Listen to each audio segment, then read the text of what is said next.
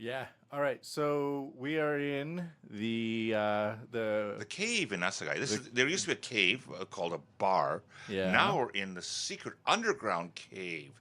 That if you're not in Nasagai, you have to come over and find it. We are in a bunker, more or less. Yes. A bunker filled with flat screen televisions, knobs, makeup tips, and luckily we got a latch on the door. Know what I'm saying? We can prevent the horde from, if they get past barrier Well, one. just don't worry. I wasn't thinking of getting weird with you. Oh yeah. Well, not yet. Not yet. Well, it depends how much we drink. Yeah, But, I mean, drink and length of time. Hour and a half. We should be able to out prep the preppers within an hour and a half. I'll prep the preppers. God, she looks sexy, that girl and that thing. Oh, I like. Oh, anyway, no. Anyways, we're talking whoa. about problems in Japan, not what I think Problems is sexy. in Japan. Well, this is going to be a new installment, and you're co-hosting this now. Oh, right? really? Yeah, you're officially. It means I got a promotion. Yes, of course. We're gonna hopefully, if it goes well, do this about once a month. And recently, with all of the influx of social media and international news, it's kind of hard for me to focus on Japanese matters. So I thought, why don't I sit down once a month with Max, former naval intelligence, Yes. double agent against the commies in Yes. post-Vietnam Japan, Yes. author Yes. of books such as The Upcoming Civil War, Yes. The Truth About America, Yes. and I thought we could summarize. See, there's so much reaction within the news cycles these days, and I don't like reaction because it's not really action. It's One the question lizard. here. Yes, One question. of course, go ahead. Why did you ever pick a weirdo like me? Because I think you have the ability to summarize with your naval intelligence training. So it's just I was never actually trained. It was all OJT. But OJT. it worked. You still needed to summarize to your superiors, though, about the actions. That's right. That is correct. That I is wanted correct. to That is correct. summarize That's correct. because summarize is a thought process where you let the information sink in and then you communicate that information to other people. I invented what I call the scale of 5. Well, okay. What's that scale? I assume It's a 5 is somebody I truly better believe in, be 5. and 1 is a person I don't believe at all.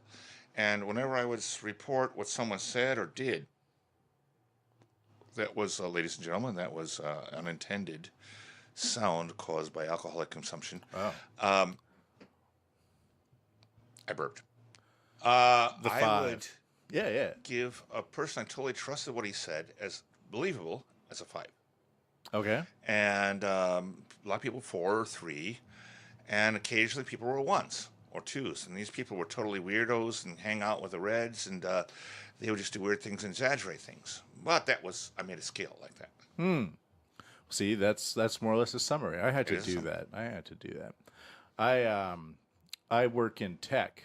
I work Okay. at a global company here in Tokyo. Okay. And a lot of my students are people that do patents for satellites and negotiate pretty big deals. So I have to search for technological trends and present them to them. So these engineers are like two very different types. The type of engineer that just likes very clean data and likes to put clean data into Excel spreadsheets. And then there's like the crazy engineers that are trying to figure out how to back end channels and put things into packets. And these are the crazy The next types. Stephen Hawking, who has passed away recently. Yeah, and yesterday we had a celebration. The company threw a party for my performance. You see, so I got Really? yeah, You're a popular guy. and like not just like in some bar. This was in like a upper floor of a skyscraper in the commercial district. Okay, this is a political thing now. This is a political thing. View Did of you Tokyo Bay. Did you get New Tai Mori? What's Taimori? Oh, go on. Excuse my hots. I'm a Japanese speaker. I write books in Japanese. Nyo Tai Mori. Did you get Nyo Tai Mori? Nyo time. Oh yeah, I think so. Yes. You got that? Do you know what that Yeah. is? Paying for drinking. No, what is it? It is a young lass that lays on the table naked and they put sushi in her body, and then everyone eats the sushi off the That's body. right. This is because there's, I think, a guy who was it in the which ministry recently? I forget his name. Who was researching sexual abuse among junior high school students, and his sexual abuse consisted of, on taxpayer money, going to such an establishment and imbibing upon the sushi laid in her naked body of the young lass that was there. This was not going to the police and asking, can I speak to victims of sex crimes? No, he went to a Nyotai Mori shop, which is... What does it mean? What's the kanji in Nyo that? is woman. Nyo, okay. Tai is karada, and Mori is like, Mori got a lot of Mori, yeah, okay, like a forest. Yeah, it means a naked lady laying there and with all kinds of sushi piled on her. I did an interview when I was still doing Got Faded Japan with a Sado a dominatrix. Oh, yes. And she was talking about those women that do that. Yeah. And she said apparently it was big at certain car company. Aha. But that's just allegedly. Ah, well, I've never ever been to such an establishment. I can't afford it. So, anyways, I didn't have any. It was non-sexual, but it was cool that I'm just trying to establish my my standing in the matter for talking about Japan in summarized form. So, all right. there was a big party, and a whole bunch of these AI scientist kind of guys shaking my hand afterwards, saying thank you very much. So, you're writing the books. I'm throwing the parties. And in France, there's an AI bordello. What is that? Artificial intelligence robots. Bordello. Oh, yes. And people are protesting it, but the locals don't mind it. And some people are protesting it, but I mean, like, I don't know. Me, I worry about the electricity.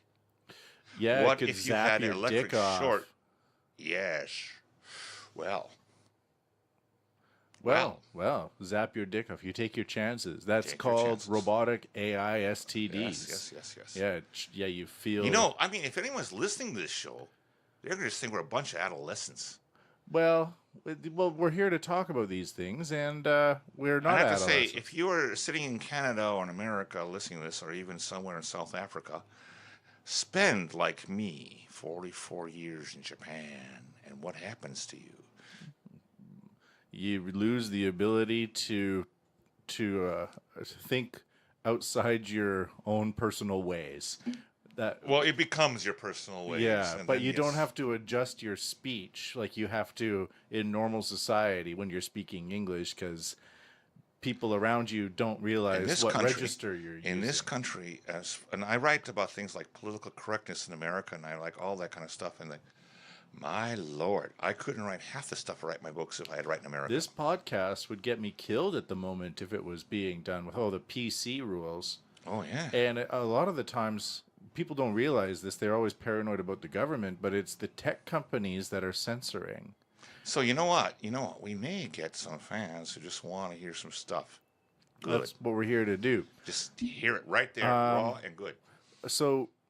this month in March in review, it was the celebration, the memorial. Was it like 25 years since the Ulm terrorist attacks on the subway? Was it 25 years? It's something like that. I was actually not here at the time. Where were you? I had a 2-year stint in New York City. Okay. And I remember going to work. I worked in Japanese restaurants. I go to New York. I've been in Japan for something like 20 years at a time, and I went to New York, and I'm not an American anymore. I can't get a job with Americans. I can't find out what Americans are. I'm walking around New York, and what crystallized me was Central Park. Central Park. Christianized you? Crystallized. Oh, crystallized. Not Christians, crystallized. All right. My thinking. Because in Central Park, there's these horse cab drivers. Sure. And they're all Irish. If you're not Irish, you're not going to get a job there. And I'm like, aha! I just arrived in America, in New York. I haven't lived in America 20-some years. I'm not an American. I'm a Japanese. And New York is an ethnic city. You got to find your ethnic group and your ethnic people and get a job. And I found out that there was a Japanese language newspaper published twice a week. And there was 3 kinds of jobs Japanese can get in America. That was gardening, or tour guide, or restaurant. Well, I didn't have in New York City. Right. And I didn't have a driver's license in gardening. Just out. So I ended up as a waiter in Japanese restaurants. Is how it worked out. And I worked at 3 restaurants. And this was in like 85, 86? This was 95, 96. 1994, 95, yes. 495. And my final restaurant was actually the best in the city, owned by Robert De Niro, called Nobu. I was a Nobu waiter and doing VIPs. Like I helped wait on Wesley Snipes, and I talked to Did David he Bowie. karate chop you? I can say anything here, can't I? Yeah. Do you want me to say something? I nearly messed up. What happened? Wesley Snipes came in, Yeah. and I was being trained to be a VIP waiter, VIP waiter, and we put in the back room, And he had a party for his girlfriend. His girlfriend's Japanese. And I heard later from Black American friends, she's Japanese fully, but she's darkened herself with a tanning treatment to look more black for Wesley. I think Japanese people do that. They like to fit in. They like to fit in. Yeah. And anyway, it was Wesley there with about like 6-7 black people and 6-7 Japanese people there. And, it was a birthday party girlfriend and all this kind of stuff. And I'm the assistant. And one of the Japanese girls says to me in Japanese, with one of these, we say in Japanese, idiot cameras. It's in Japanese, the word is bakachon, which really means stupid Korean. I didn't know this for many years in Japan. Bakacho? Bakachon. Chon. Oh, Chon from Chosen. Chosen or Chon. It's stupid Korean. Yes. It's not stupid Korean. It's just an idiot camera. You just point it and click it, and that's all there is to it. But these are very poorly made, and the lens was just totally scratched up in a mess. Like YouTube. Right. And this is about 9:30 in the restaurant. We always turned on the lights, and it got darker. And I put it up to my eye. The Japanese girl gave me this little dorky camera, and she said, "Please take a picture of me with Wesley Snipes in it." Okay. Sure. And I put it up to my eye, and I almost said, "It's too dark. I can't see anybody." Oh. And the voice of God spoke to me, "Max, Wesley Snipes doesn't care if his girlfriend's girlfriend gets a picture or not. Don't you say such a stupid thing." Because half the people there were Black Americans. And that would have been... All I can see are teeth. I can just see teeth and eyes. It wasn't that bad. It wasn't... and I almost said it. It just came up, and then suddenly the voice of God spoke. I just clicked the thing and gave back to the girl. Yeah. Yeah, and Wesley had a good time with his girlfriend, and I hope they all went off and had a good time later. So getting back on track, the Om celebration. You were in New York. Did you write about it for that publication you were talking about? No. I haven't read about the Om. I've heard a few things. I had a friend who was deeply involved. Very sad story because I'm a loyal person of the government of Japan. And when someone starts threatening to throw bombs... You switched governments. Well, it's an ally. Okay. When someone starts throwing bombs? Yeah, you do things about that. I also have, in my old talent business I used to work in, one day the boss, she had, her politician came in, some young LDP guy, suddenly starts boasting to us. And then it's telling us it's the reason that Ishihara Shintaro never became a prime minister. I'll put this out. And this is the previous governor of Tokyo. Right. The reason Ishihara Shintaro never became prime minister of Japan is because of his connection to the Om. And actually, one of his sons, this is known, painted a portrait of Asahara Shoko. The leader of the Om cult. Right. We're talking about a cult that did the sarin gas attacks on the Tokyo subways. Now, as a former military intelligence guy, the way I look on this, I think the Japanese government used them. And it came at a time, and I remember the time, I was here in Asagaya, this is before I went to New York, and Kanemaru Shin, if you don't know, Kanemaru Shin was a big guy in the LDP, and he was huge in bribes. Liberal Democratic Party of Japan. Right, LDP, Liberal Democratic Party of Japan. There was films of his house in Yamanashi filled with boxes of cash.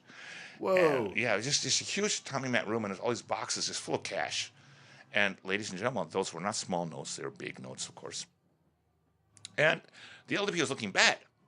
So what did they do? They had this guy, Asahara Shoko, come up and had his cult followers appear from the stations and dressed with papier-mâché hats of either elephants or the leader, Asahara Shoko, singing Shoko, Shoko, Shoko, Shoko, Shoko. I remember that.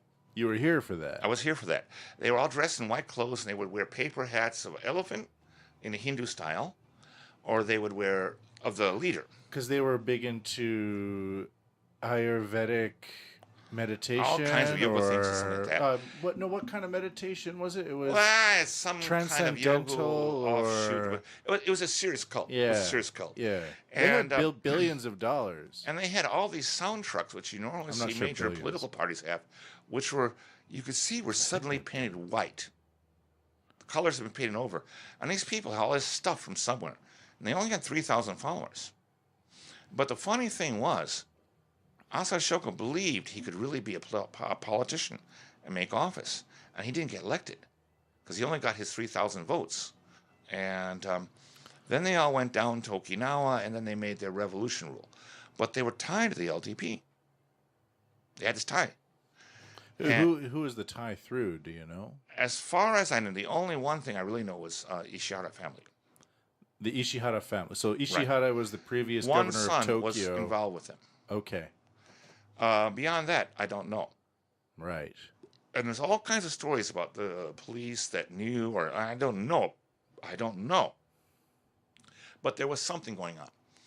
And I think the police got really embarrassed when they decided to make their revolution, which these guys went nuts so. Asahara Shogo didn't understand his role. His role was to be the occasional fool. And he'd get paid a lot of money for that. A distraction. A distraction. And he'd get paid a lot of money for that. But he really, really wanted to rule Japan and be the big guy. And he was because he had the now. God complex. Yes. Yeah. And he went for it. And he went and they did the gas attack on the subway. And got arrested. And now and they're still around, which is a funny, interesting thing. They kind of rename themselves. I hear Aleph. that. Yeah, Aleph. And they have like bakeries here and there, or they might do a farm out in the boonies or on the edge of town or something like that. But I'm not involved with them. I don't follow them. I don't get involved with them. But they're still around, which to me is a funny thing. Yeah. But there's a lot of funny things in this country. There's a lot of funny things in America. So after 25 years or so since the sarin gas attacks, from this month's summary, what would you say is the after effects? Well, there's some people who are still of course, hurt physically. Yeah. Very much. Haruki Murakami has a good book about that. Right. After effects. It's all hushed up. Okay. And actually, all right, I don't know. I was born in the United States. I'm an ethnic German. I have Royal Prussian genes. My Royal Prussian genes tell me you should. You're a von. I'm a von. I am a von Schuler of northern Germany, even though the closest I've been to Germany is Coney Island. But, ladies and gentlemen, I do speak German, but the closest somehow I wonder if I ever arrived in Germany, it would be like critical mass. I was once drinking with a German friend here in Koenji years ago, and he said, 20 minutes drinking with me in speaking German, he said, "My lord, 2 wars." And I thought, all people like you are dead. And I says, "Ich lebe noch. I am still alive." But discarded to the Asian colonies. I have a hard time understanding why these organizations still exist in any fashion or form. Yeah. It would be my thing it's somewhat to just mysterious. Take them apart. And do they really have something so heavy on the government? I wouldn't think so. They would have some stuff maybe. But, hey, take them out. I would take them out. I hear they're carefully monitored and often not harassed, but that type of passive harassment that cops can do, where they swing, no, that's very they swing by and say, "What are you up to?" or something like that. More so than they would other people. When my friend was hanging out with the Ohm, he brought me to one of their houses. It's after the event. I had arrived here back in Japan, and they had a place in southern Koenji. And we went to see it. Okay. And you know me, I'm always making terrible jokes. Yeah, And okay, I'm going to say this like one. the worst jokes. There was a pet shop in front of the Ohm house. Okay. And the pet shop had a huge parrot. Yeah, okay. Now, okay, so ladies and gentlemen, I'm going religious... to explain this for non-Japanese speakers. It's called the Ohm Shinrikyo, the Ohm. Now, a religious cult. The word for Japanese parrot is omu. And I had to say, there's a cop saying there. I said, Om no mai ni omu. There's a parrot in front of the omu, a parrot in front of the om. And the cop just broke up. You know, he was like 55 years old, fat, and he's just stuck with his job, standing there with a stick in front of the om and watching them. And they're gone. They were gone from that location. They have a few followers still, but why are they still around? This is a question I don't understand. I think it's because when something gets embedded into Japanese culture, it's hard to. When something takes root, it's hard to take out. And I mean, Japanese politics. Now, I've been asked actually to be a politician on several times. Right. Once by a guy who was a secretary for the Japanese Democratic Party, quite liberal. And I've been asked twice to be in the party called Nippon no Kokoro, the Heart of Japan. Very, very conservative. Sounds conservative. And you are very conservative. I'm very conservative. Yeah. However, I turned it down. I'm considered conservative now by today's political standards, and you are way more conservative than me. Gosh, thanks. It's nice to have admiration. No, I turned it down because one, it's really hard. It's a long, long haul to be elected, and you're joining an organization, and you have to follow somebody's rules very much. You don't get to make any kind of independent policy. You're going to join a party, and you're going to follow that party's position. You got to get up at 7. You get 5, like your regular hours, and go to the train stations and try to hand out. I have a friend here in Suginami Ward where I live, and Yeah. he's a local politician. He's I won't say who he is. He's a Democrat guy, and he once told me during the New Year's season. And for those of you who don't know Japan well, we have a rice cake pounding ceremony kind of thing. At New Year's time. Right. It's a beautiful ceremony. It's a beautiful thing. And he told me about... And it's very open. Now, Suginami Ward Yes. is about 300,000 people. We're that kind of a municipality. We're that kind of organization. Within like a 25 square kilometer Right. radius. And he was telling me that he spent his day going to 23 locations to pound rice. Now, to be elected in Suginami Ward... Is that a euphemism? No, he went to pound rice. Oh, yeah. To be elected in this ward, you need the ward council at least 2,000 votes. And he won. He got elected by 7 votes. That's a hair splitter. And the next guy lower than him didn't make the cut, which was a veteran politician. Didn't make the cut. So every place he went had meaning. Now you think about 23 places in one day. And where do you eat lunch? You don't eat lunch. You eat maybe onigiri. For those of you who don't know, are rice balls, Japanese rice balls. We wrap rice around like pieces of fish egg or seaweed or something like that. And you maybe go to the toilet in a convenience store, a gas station, something like that. And your whole day is going to place and getting out and say, "Hi, everybody. Hey, it's me. Yeah. Let's take a picture. Yeah, shake your hands. I'm going to pound some rice and go." Get in the car and go to the next one. And that's a whole day. And once you're elected, your whole thing is to get reelected. And where do you ever really get to make original policy? You don't. That's for the bureaucrats. Right. Now, me as an author, I have a lot more freedom. Yeah. I don't make policy. That's how I feel about podcasting. I don't make policy, but I can write something in a book. Yeah. I can sit down and put something in a book and publish it. And people can read it and they can like it or not. But it's a lot more freedom. And to try to become a politician costs a lot of money. My wife's family would not support me because, okay, I'll put it out there. It would probably cost 10 million yen. About $100,000 American. Right. Now, if I did that, wow. And I'd have to get that back to pay back my wife's sister. My wife's sister might have that money, but Mama doesn't. And you gotta get that money back to pay your supporters, and then you gotta listen to the people who are above you. And then here I come. Here I'm the white guy who's now a Japanese, and I'm the big popular guy, and I'm gonna get a lot of votes. Then there's Mr. Yamada, who's been a politician for 30 years and doing this and that, and he's going to look at me, he's going to be jealous. How come Max is so popular? I don't like this. There's a lot of male jealousy in that, a lot of stuff. Well, male competition. Oh, yeah. You were saying that the guy only won by 7 votes. Recently, the company Cambridge Analytica has been in the Right. news a lot for their involvement with Facebook data mining to elect Oh, yes, Donald yes, Trump. yes, yes. That's old news because I watched a very elaborate presentation by the CEO of Cambridge Analytica, and his analysis of the current political spectrum is that elections are being won by fewer and fewer votes. People are very much divided, but almost equally these days. So he was saying that Cambridge Analytica helps to target people on social media based on their psychographic information, their personality.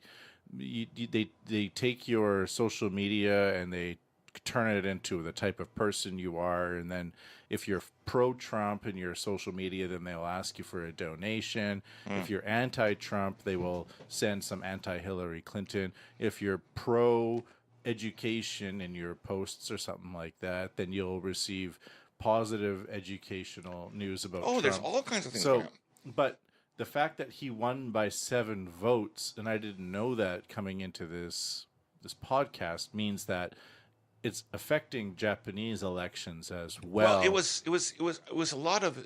I knew people in the office at that time, and there was his senpai. For those who don't know Japanese, senpai means the elder.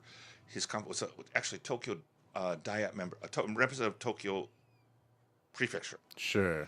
and that office, the whole office sat in the phones, like 6, 7 people, sat in the phones with the guy, calling people up, calling people up, calling people up. Vote for somebody. Vote for him. Vote for him. Vote for him. And wow, the effort paid off, but so close. And he's got 2 kids. The 2 kids are in elementary school, and if he fell out, he's unemployed.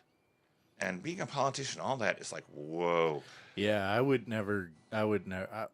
Everyone, I think, after the age of 35, toys more seriously with going And into politics. I talk to you about sometimes I'm a little paranoid because of my former military intelligence background and stuff like this. If I was a politician, I would have a lot of people looking at me really seriously. I'm just a writer. I'm just an author. yeah, Well, still people look at me, but is someone going to shoot me for a book? Hope not. Um, well, it's easy to reach for the final level, but they would shoot you in a political sense. Maybe something you wrote about Korea. They might take something like that. oh, I welcome that because I can smack them back. Anyway, that's Korea should be another So- topic sometime. So But- basically, to finish the Aum Shinrikyo, Right. the Aum terrorist attack memorial on the Tokyo subways, it shifted the way that Japan thinks about certain religious influences. Well, but it was just- overall, it was something to be avoided in the future. Maybe I missed that the parts of summary? it. I heard that they used to have housewives, like out in front of stations in Tokyo, within. Oh, this is teaching yoga and health and all kinds of things, and you should join. And suddenly, these people all disappeared. They had a lot of semi-members, part members, and they had quite a lot of influence. And interestingly enough, am I pronouncing this correctly? Interesting enough, they had a lot of members in Russia, Okay. up to 40,000 at one time. And they had a Russian military helicopter in their compound in Mount Fuji.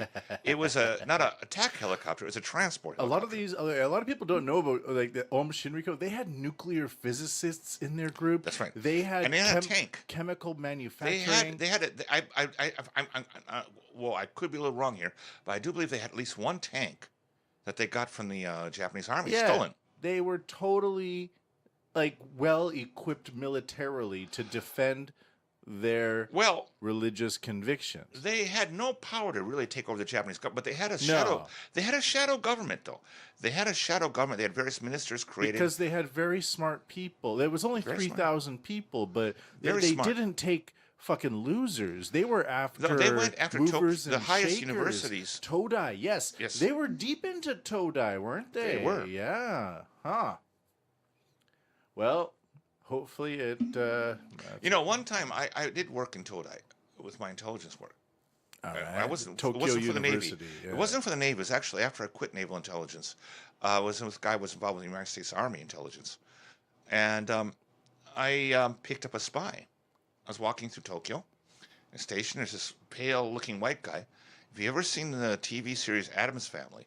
He looked like Lurch. Oh, yeah. Lurch. The harpsichord player. Yes. And I walk. I knew he was a spy. And I walk up to him and say, "Hi, he's American." Spoke fluent Russian. He's in Todai. Now, what he was a recruiter of the KGB. And so I hung out with him when I was working, that kind of stuff for a while. And interesting people. But basically what he was doing was just hang out in Tokyo, meeting people, and every 3 months he'd go to Khabarovsk in Russia and make a report on who he found. And you wonder how many people have gone on to what? I don't know. It's crazy. Yes. All right. Well, what did you want to bring up? Aha! Now, Japan. There is a conversation in Japan. For those of you who don't know, we have a society that's rapidly aging. Super aging. Yes, a lot of old people Yeah. compared to young people. And the word out is that we should import foreigners to take care of our old people. What type of foreigners, Max? Mostly what they say is, like Vietnamese and something. That sounds very comfortable because Vietnamese look like us. Well, you and I are both Caucasian, but like the average Japanese. Excuse me, ladies and gentlemen. Yeah. Yes. Now look like you and me. No, look like the usual Japanese. Vietnamese girls are pretty cute. Do you know that there's an airline called Viet Air, and sometimes the air hostesses wear bikinis? I've seen And that. I've seen The that. CEO is a woman, and she's on track to become the first Asian female billionaire by having And women when in I bikinis play parade that around on when I airplanes. play that on YouTube, my wife comes up to behind me. What are you watching on the net? Women empowerment. Well. Anyways, going back to the idea of the foreigners from Vietnam. What it really means and is- Indonesia as well. What it really means is, in Japan, for those of you who don't know, we used to have what's called a Seisha-in, which is a lifetime employment system, which means you're paid a fairly good amount of money, but you work like a dog. You're a slave. But you can't be fired. This is the thing. For Americans, it's hard to understand. Yeah. You cannot be fired. And people can't understand this in America. No, you can't be fired. And you even can keep the same salary, but still be relegated to parking attendant facilitator or something yes, like if that. you mess up in this kind of thing, they want you to quit. They'll humiliate you. Yeah. And it's called Madogiwa in Japanese, which means the guy by the window. Guy by the window. Or And the person by the he window. doesn't even have a phone on his desk, and he sits there and looks out the window. Now, an American would say, "Hey, you're going to pay me such money to just sit there, look out the window? Sign sure, me up, hey, bitch. yeah." Fuck yeah. No, but in Japan, that's a huge sense of honor and so forth, and people usually do quit. What's happening now, though, that's being way cut down, and we have what's called hakken. Yeah, which is I'm a part-time. Hakken, actually. It accounts for 40% of the labor force. No, it's more, 60. 60% is Hakken now? Yes. Wow. And Because there's different types of Hakken. what we're having now is coming in is more And workers that's from within 20 years, by the way. workers Just for the from people listening. another country like Asia. And in my neighborhood, our neighborhood, right here, in our neighborhood, there's a school for such people. It's a Nepalese school for people from Nepal. Yeah. There's a lot of Nepalese in convenience stores. Well, the Yeah. one we just went to, did you Yeah. notice the kids were all Vietnamese? Yeah, I did. Well, I'm not sure if they were Vietnamese. I saw but- the names. Okay. They're Vietnamese. How did you know? They're Vietnamese names. Like what? Con, Cone. Okay, yeah. not Korean. They're Yeah, Vietnamese, and the face I can kind of tell. Yeah.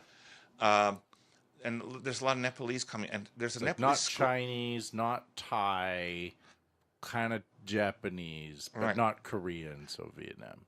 And these guys, they're getting paid like really low wages. At the convenience stores? Oh yeah, Yeah. Below I don't minimum know wage, how they must low. be getting paid 880 yen. I don't think so. I would say maybe 500 or less. Ah. Hey, on that I don't know. Okay, it's I speculation. don't know. This is speculation. That's fine. And here, We can ladies and gentlemen, speculate. I'm drinking beer and I'm a funny guy, but I write books. When I speculate, I say I speculate.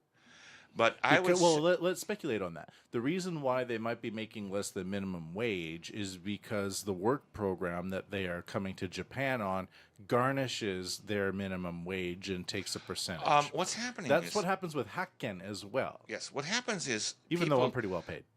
People in Japan are catching on to the American concept of really smack the people below me. Who cares what happens? When I first came to Japan 44 years ago, it was a company was like a family. 44. Yeah. It was. Sure. And you gave your loyalty, and you were taken care of. An example. My wife's mother knew the guy. A guy was stabbed to death on the train, on Shinkansen. It was national news. Just crazy. Just a crazy guy came and stabbed him. But he was working for a certain company. That company, well, he had a wife and kids. That company hired the wife and gave her a certain position and enough money to live on and take care of the kids. And so the kids could grow up normally. This was the kind of loyalty that existed years ago. The idea of shakai, or society, in Japanese language is a lot higher than, say, American society. And a lot of the times in other countries, people talk about their nationalism, but shakai as society is very This is now disappearing in Japan. It's all right. And the political thing that's being pushed out is we need people for kaigo. For those who don't know, kaigo means taking care of old folks. Because we have a huge aging population. We need to hire all these foreigners to take care of the old folks because we don't have enough young Japanese. They don't want to pay. And I don't think that it's that at all. What I think is just an excuse to hire very low wage people to keep going a more profitable organization.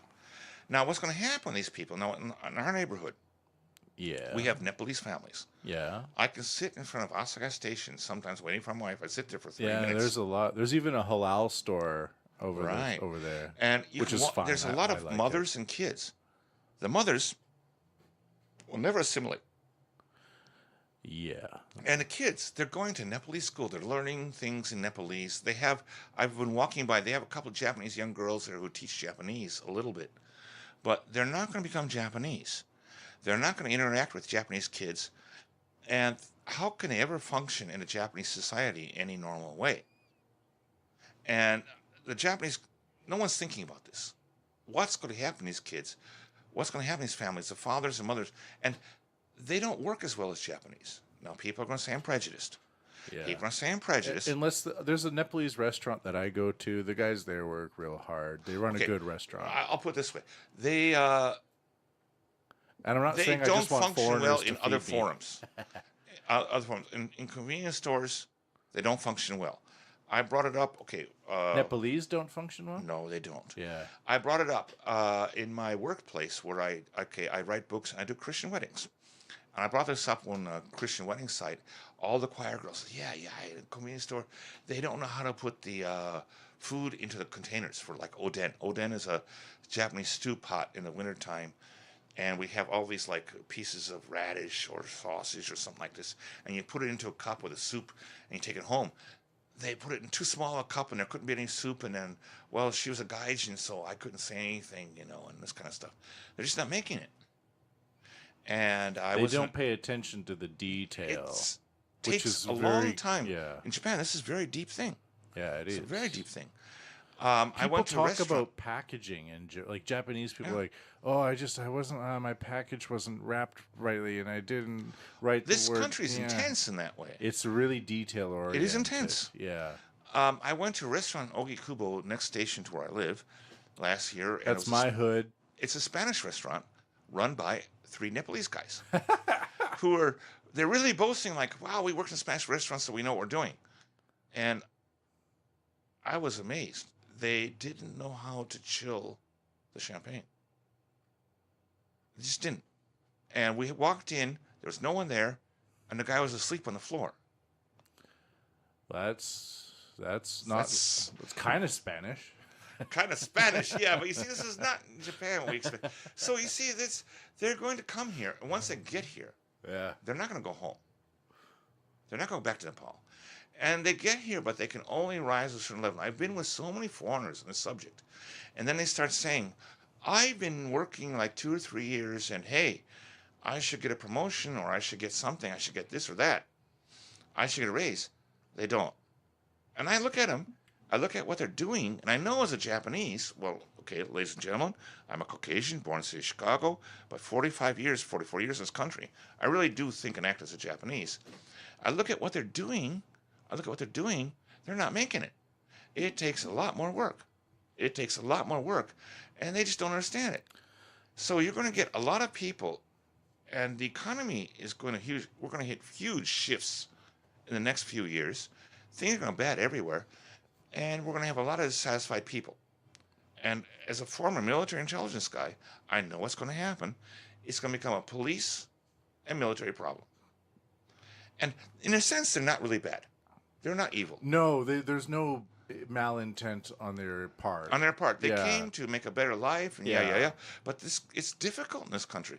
And like in America, people don't have the same demanding standards as Japanese do.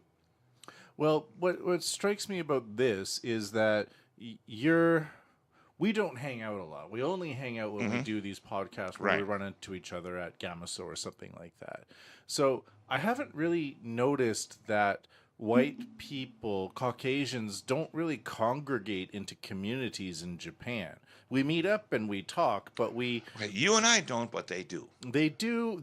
I guess they do. But do they have such large families with each other in Japan? Really. Or do they try to establish a kind of a cultural beachhead, whether they know they're doing it or not? I think we're talking about Caucasians I now. see rich Caucasians come here for a few years and go back. Or they might... Okay. Or a teacher might have a baby with a Japanese girl and they might go back to New Zealand or somewhere like that. There's a lot less Caucasians now than there used to be. I don't see a lot of Caucasians coming to Japan to set up families here and set up Caucasian restaurants and employ Caucasian people and create these. No, not that. There's no hub like that. Like my experience is we tend to integrate. But we might not integrate, but we might just do our jobs. I don't know. It's like this. We're summarizing. The weirdos have been weeded out. And this is what I call, I have a new word, Darwinian economics. All right. Which Darwinian economics means, in bad times, the idiot shall not be employed. There used to be a lot of really awful, nasty idiots. And for ladies and gentlemen out there who don't know, I've written up my blog. You can find it on my blog, Tokyo Max Talks. TokyoMaxTalks.blogspot. Look it up. And the way I usually find is I just Google it. Max von Schuler, Kobayashi blog. And then I get there that way. Right. And it's, so what is a gaijin? There's an article in there. And there's a phrase that I really like. It says you could take an average idiot from cornfield town, USA, way out in the middle of nowhere, corn in 1,000 kilometers in any direction, and can't get a date to save his life. The best job he can hope for is sub-assistant at a Wendy's somewhere. Comes to Tokyo. His first night, meets a businessman who pays $100 just to speak English, and another $100 just for the train fare home. Even the trains are running. He walks out, and he can't get a date to save his life back in America. Meets a beautiful, luscious, well-built, beautiful Japanese woman who says, I want to learn English on the pillow with you, meaning sex. Succubus. And in his first week in Tokyo, he gets a $6,000 job to be in a car commercial, which means just basically sitting on a set and kind of just showing his face occasionally. And as I say, for some people, it went to their heads. Ladies and gentlemen, before you rush to your airplane tickets, those days are gone. They're very much gone. Yeah. There used to be a lot of people I thought were really nasty and That's weirdos. why we're podcasting. And and not banging like beautiful models. As far as banging beautiful models, well, I was mainly an underground kind of underculture guy. I worked construction. I hung out in Coenji with the underculture people. I worked in a really underculture bar as a bouncer, stuff like that. So I never was really like No, I that. mean, but we're these days you got to focus on getting your job done. Well, Otherwise, these days I do that, you're yeah. booted But out. I'm married, I'm established, and my wife would not give me a budget for those kind of things. For those of you who think Japanese women are oppressed, no. My wife says I can play around anytime I want. She'll give me a budget when she thinks it's right. When she Whoa. thinks it's right. Ladies and gentlemen, I don't think that's coming. Anyway, so with white foreigner, a lot of those weirdos are gone. I They're don't gone. see a lot of them around anymore. They're gone. Yeah. They've ended up getting divorced and couldn't find a job, couldn't stay, and there Or are a they lot of them only gone. focused on doing music, and now they're going back home in their But 40s, single and alone, we back have a to lot of Brazilians England. who are stuck here. Yeah. We have a lot of Brazilians who are stuck here, and they take welfare. They came to work in factories. The factories closed, but they won't go back. They work welfare. We're getting a lot of Nepalese now, and it's going to be a serious problem. I saw a thing on NHK. My wife found it, and I showed it to me in the net. Now you can't see it in the net anymore. It's from a mountain town in Hiroshima Prefecture. It says, "We have a problem. Our town is depopulating, so we're going to invite foreigners. We will do anything to make them come. We'll make any kind of religious sanctuary. We will teach any kind of language. We will do the blah, blah, blah, blah." And he had a shot of the city office, and there was two white girls there, young kids, maybe like 25. And one had an American flag on her desk. And I thought, oh no, this town official is listening to two young white women who are probably liberals. No good. No good. Right there, no good. And they're going to all talk about Anymore. Used to be good. diversity and this kind of stuff. Yes. In Japanese, the word taiose, diversity, is a big word. And my lord, look at diversity in Europe. In Sweden, my mother was from Sweden. She's born, well, America, but full-blooded Swede. My ancestral country is Germany. Two countries, Germany and Sweden. There's no-go zones now. Yeah, there's plenty. My wife came to me and she said, hey, Sweden's rebuilding the army. The Swedish army had really deteriorated, just a few, like 40,000 people. Now they're rebuilding the army and they're going to start drafting again. Why? Because they're going to fight Russia. And I said, they're not going to fight Russia. The Swedish police can't fight the migrants. In Japan, we don't yet have that many migrants to make that kind of problem. Just on that comment, I was playing a show last year, and a guy in the, because I play music, and a guy in the Swedish military was at the show. Really? And I was kind of not leading him, but I was just like, so, oh yeah, how's the old this or that and the other thing? And eventually I said, and how about the migrants? And he immediately shifted. And this was probably October or earlier of last year. And he said, the police can't handle it. The military is considering going in and taking out the threat. And you know what that means? I heard that from A military officer. and just like a mid-level guy. So he's just repeating the scuttlebutt that's going around his office because he's not like this big powerful guy. He's just repeating what's going on at the water fountain. What's your background's Norwegian again? Yeah, my mom's Norwegian. My dad's third or fourth generation Canadian, but we're from Alberta, so we got a lot of Norwegians I'm there. Swedish. Yeah, so Swedish German. Okay. yeah. It's going to so mean just a lot of like people it's dead. backing you up. That's what we're doing, this summarizing thing. Right. The one thing that we don't have in Japan, really right now, that they have there is the religious thing, because Japan is not a serious, openly religious country. Japan is a religion in a sense, but The culture is the religion here. But in Sweden or in Germany, it's basically the base culture is Christian, and there's a lot of Muslim immigrants, and it's just not working well. Just not working well. And but what's going to have to happen is they're going to have to shoot the people and throw them out. It's going to have to go that way, and that's why in my writings I look and I say Europe is pretty much in a mess. Pretty much in a mess. Yeah. Have you read The Strange Death of Europe by Douglas Murray? Hey boy. got it, and I'm about one. I've read about 20% of it. I finished it last year. Yeah. It's a good book. I recommend everybody reading it. Yeah. Because I like to line up different ways of thinking. So there's another guy, Tommy Robinson, who's sometimes labeled as a racist, but he's talking about Islam in Europe on a street level, and Douglas Murray is like as a gay Jewish atheist or something like that, and he's also talking about the same things from an academic perspective as this right winger from the UK. So these people shouldn't really be talking about the same thing in the same way, but they are. So what's going on? In Japan, we don't have this problem yet on a major scale of immigrants. And people talked about, okay, we need people to take care of old folks in the future, which may be true. But why can't we employ Japanese at a decent rate of pay? Because the Japanese employment rate is just dropping. And I just think this is something that corporate is just going to increase profits, and they don't care. They just don't care. And they're going to create a huge social problem. And for me, as a former military person, I really don't like to go out and kill people. I'll put it that way. I really don't. I'm trained. I'm a former U.S. Marine. And yes, I'm trained. Oops. You don't have to say whoops. I didn't say anything. I'm pretending.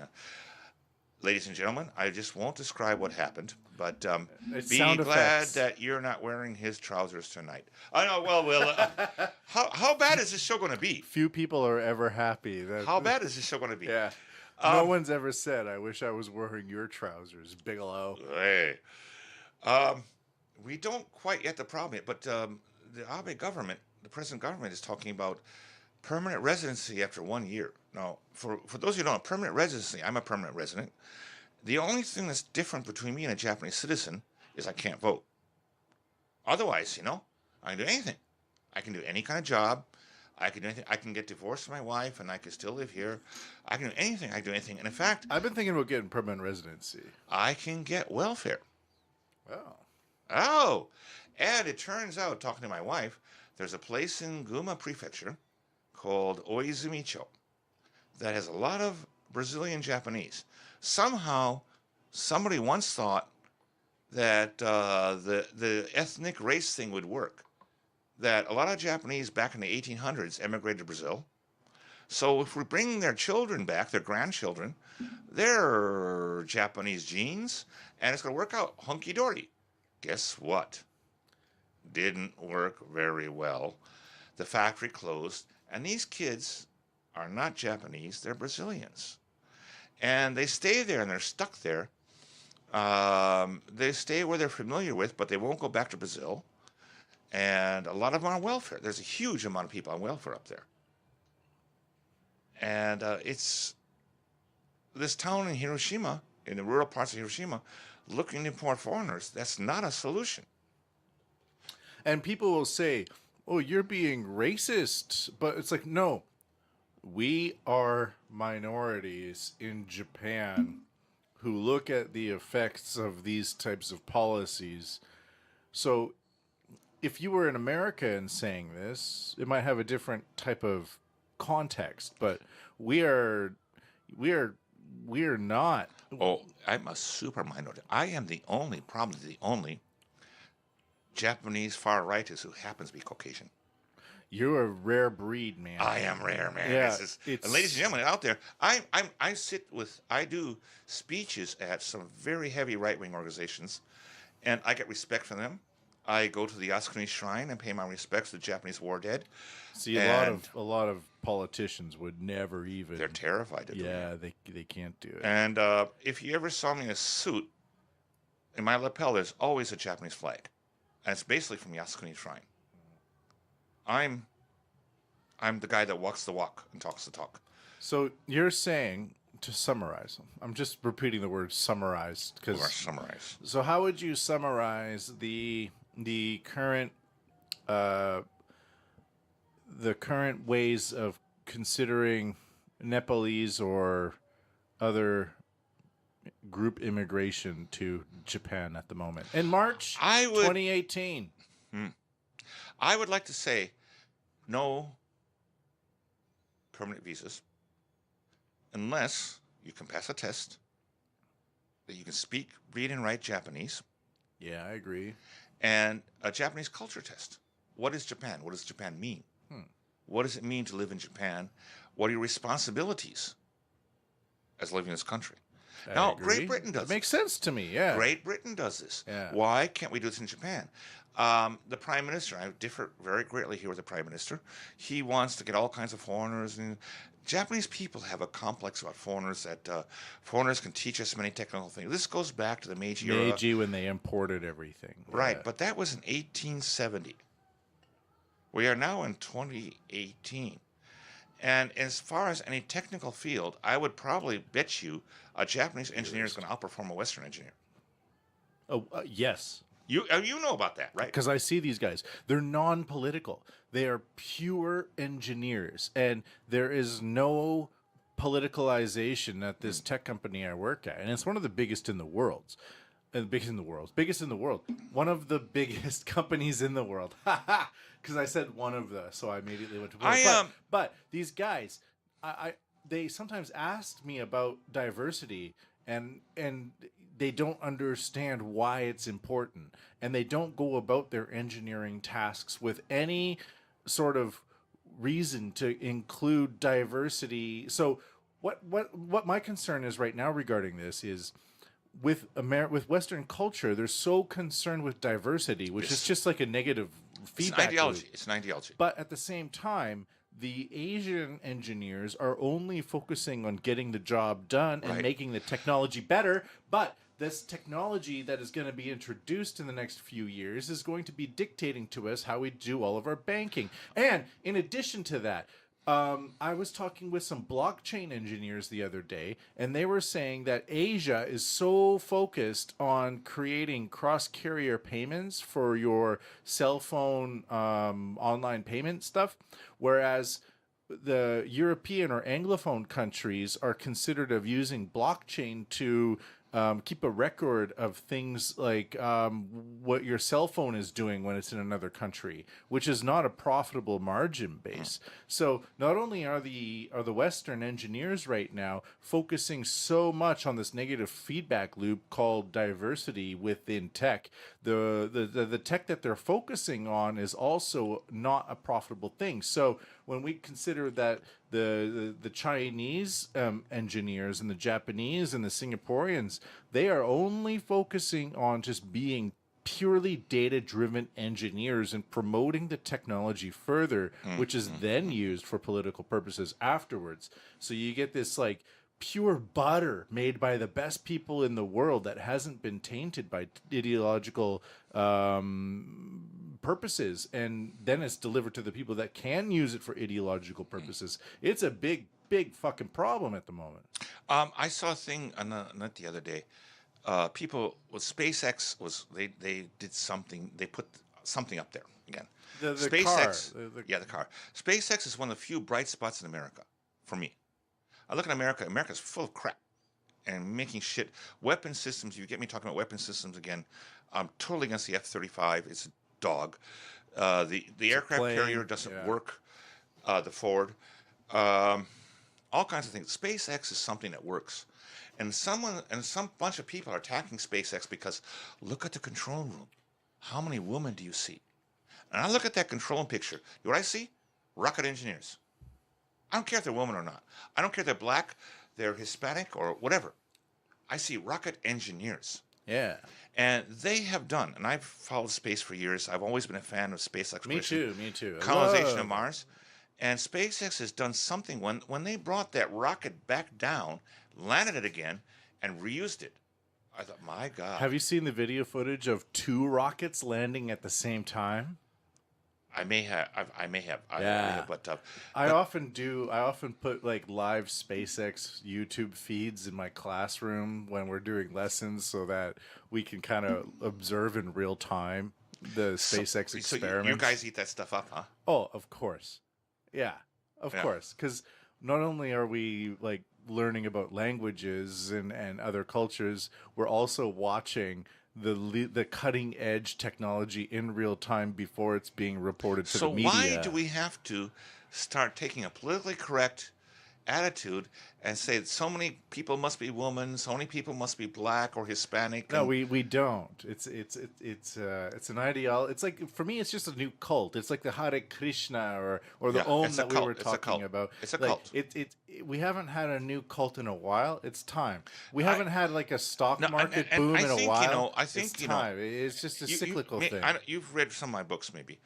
I write about America approaching a state of civil war. Yeah, we've talked about it. And it's time to quit talking about these cults and talk about reality. Yeah. And reality. And people can do a job where they can't. I'm a former U.S. Marine. You could do it or you couldn't. And now that's been changed because we want to let women in. And the whole standards are being changed. Sure, let them in. Women cannot do an infantryman's job. And I said infantryman. A woman cannot haul a mortar or haul. Well, they might. Some fraction of the women might be able to. Very, very few. Frankly, and for everyone who out there I did Marine Corps basic training. I only did 2 weeks infantry school, and I hated it. I passed. But normal infantry school, 25% of men fail. That's how the Marines train. 25% of men fail. It's 6 months and physically grueling. I didn't go to that. I was in another aspect of things. But holy gee willikers, we have to change our systems because women want to go in combat. And actually, there's women Marine officers out there saying, no, it's tough. Because the Marines train to fight the best that any other country has. The Army bows to political pressure, and it's got all kinds of things in the Army. And it's pretty weird when you see American soldiers wearing high heels. That reminds me of the Ottoman Empire, when at the end of the Ottoman Empire, some of the major demands on part of the lieutenants were the right to wear makeup and things like that, and kind of indicates it's a decadence. It's a decadence. Well, decadence is a good word. Now, okay, I'll go out here and I'll say what my next book is about. It's about transgenderism. And I'm researching this. I don't want to make a huge. We're talking about Japan basically, but it's coming into Japan. Yeah. It's coming into Japan. Okay. There are schools in Japan now. Is it because Japan is so boring at the moment? Well, people in Japan look at, America's doing this, so we should do this in Japan. And there are schools that are allowing children to wear. Okay, Japanese school children, for those who don't know, wear uniforms. They wear uniforms. So you can allow a guy to wear a girl's uniform if he feels like he's a girl, or a girl to wear a guy's uniform if she feels. This is no good. I was a pervert as a junior high school student. I would have taken that advantage to just go and watch titties. You and me both, brother. And that was yeah. What's that? Gee, if I'd known that in high school, I would shower the girls. Some politician in America said that. This is the facts of this. This is the facts. Biologically, men and women are different, and there's a reason. Now, people may feel a lot of different things. And I'm putting it this way in my book. We don't allow children to have sex. We don't allow them to drink alcohol or smoke cigarettes. Yet we're allowing them to decide if they want to be a transsexual. There's something very wrong with this. Yeah, it's a poison. And not that like people can't be transgendered, but to enforce it. Well, it's been a tiny minority of people until now. And the funny thing is, no one is pushing for anyone to be gay. No one's pushing anyone to be lesbian. There's a lot of people pushing to be transgender. And I found an interesting article about there's a lot of pharmaceutical companies behind that because there's a lot of money involved. Follow the money. That's follow a good the money. point. Did you ever hear about a guy named Jimmy Dore? Yeah. I've checked him out a couple times. Interesting guy. He would say, I think this was something Jimmy Dore would say. Follow the money. Follow the money. That's an interesting point. I hadn't considered the pharmaceutical impact of that. Let's take it back to Japan here, Max. Let's wrap this up. Okay. Shifting over to Yes. Hanami season. Yes. We got the cherry blossoms. Yes. It's the end of March. Yes. I got a little article here we can read from. A normally restricted section of the Imperial Palace grounds in Tokyo opened to the public on Saturday. Aha. About 3,700 people lined up for their chance to walk the 750-meter Inui Street. During the cherry blossom and autumn foliage seasons, the palace opens up. The palace drew an estimated 500,000 visitors over 10 days during the cherry blossom viewing season in spring. What do you think about the old cherry blossom festival? Great stuff. For those of you who don't know what cherry blossom festival mean, cherries bloom and the cherry trees bloom and the petals are there. It's about a week and then they fall. And 44 years of cherry blossoming in Tokyo. What do you think? We get drunk. Yeah. I have many memories. How is your relationship with with Japanese Hanami cherry blossom season changed over the years? I don't take off my shirt anymore. I used to be famous for in a certain park in the west of Tokyo, Inokashira Park, where the cherry trees are half hanging out over a lake. And I'd get up there and I'd strip to the waist and be using a can of beer as like a sword and screaming something. I can't remember what.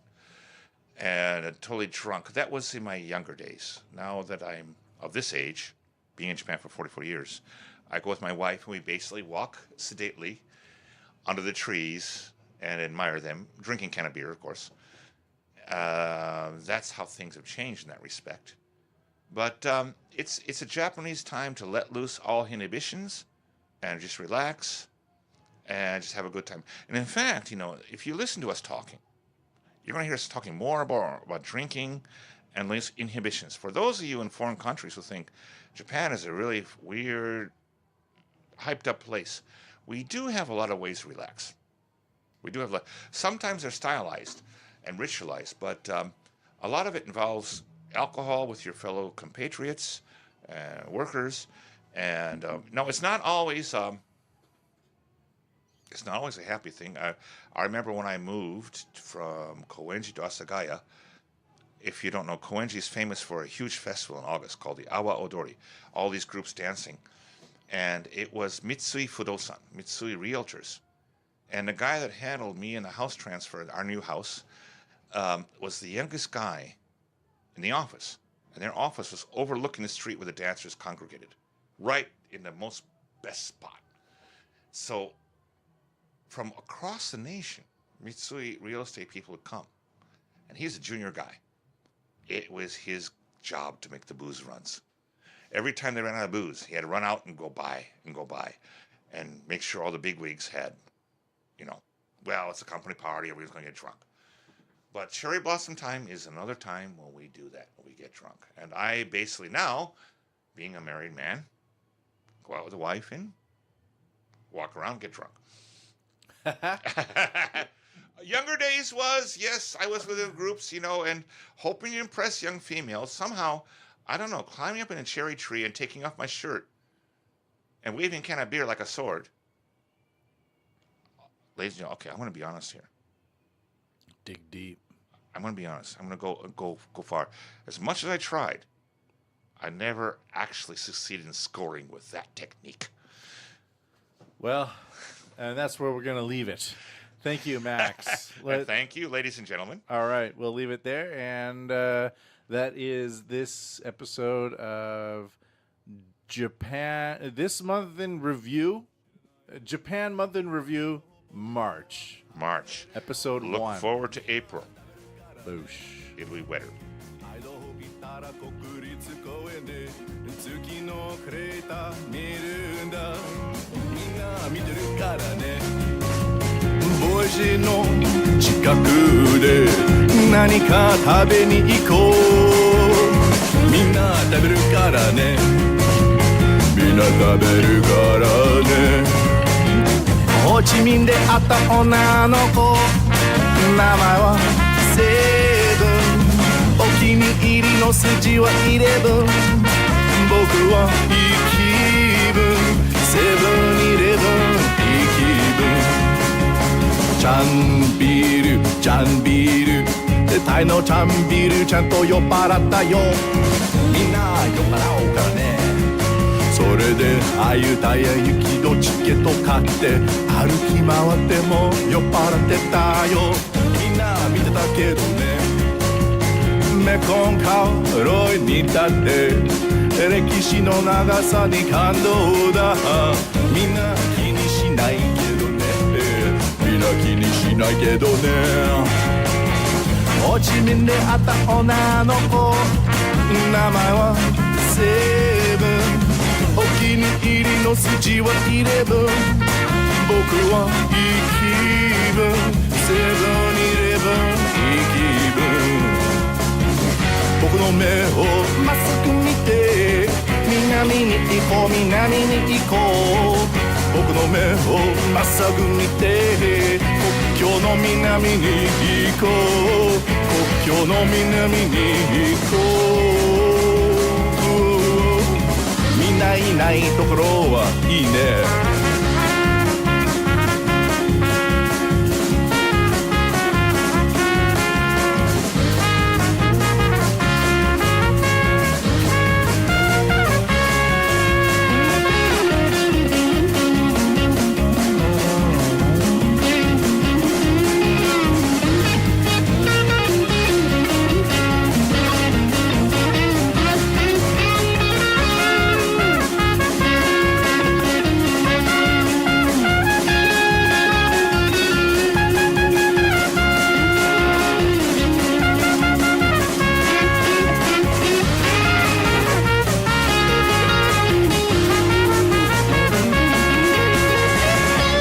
ビゲローと同じビゲロー、晩の宇宙バンガローに一部屋プリーズ。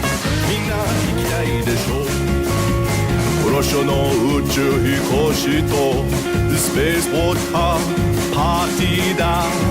みんな飲みたいでしょう、僕は持ってて物質で地球を見たら地図で見たのと全然違うよ。みんなびっくりだよね、ねえみんなびっくり